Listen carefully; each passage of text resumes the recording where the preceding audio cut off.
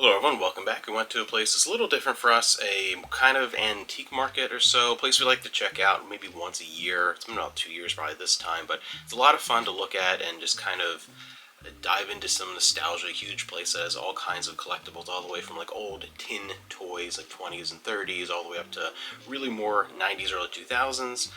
So tons of stuff. You want Star Wars figures, go there, Ninja Turtles, whatever, all kinds of things, media. And it was more just kind of to go for fun. Didn't really expect to find a whole lot.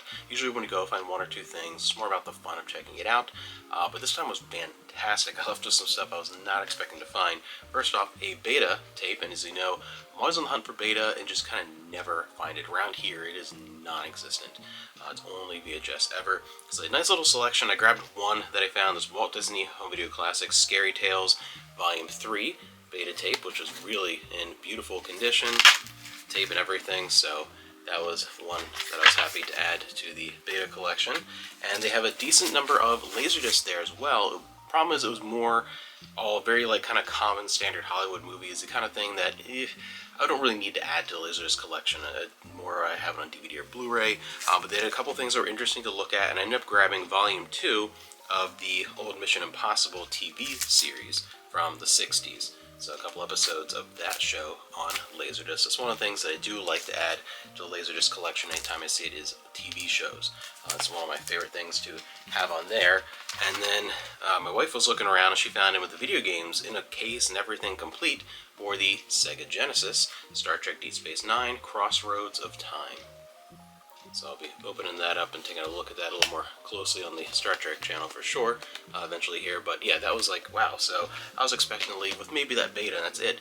But that was really good. And then my wife and her brother, who was there with me, they found in the electronics section something that we never ever come across. I love LaserDisc, talk about it all the time. We never see players, even broken players. I'm talking about maybe once in the past 10 years we've seen a player. They just do not exist around here at all.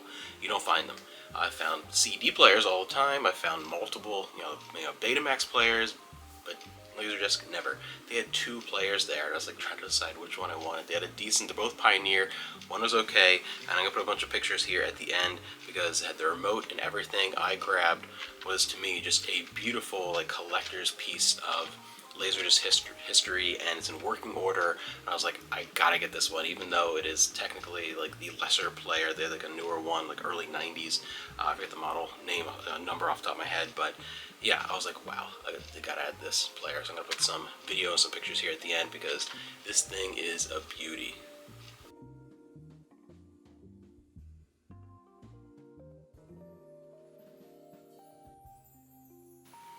So here's the beauty that I found, this Pioneer PR810R, a very early model LaserDisc player, much earlier than that really nice like late 90s model.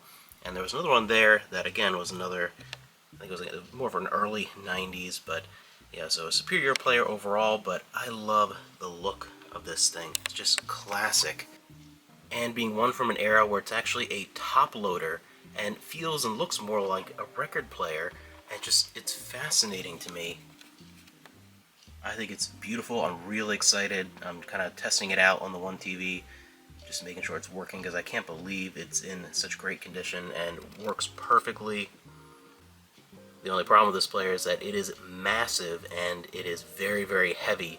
So I can only put it on like bottom shelves, and a lot of my shelves is a little bit too wide or too thick. So gotta do some rearranging of some of my players for different formats to have this thing going and in a place of honor because it is beautiful, and hopefully I can keep this thing running for years to come.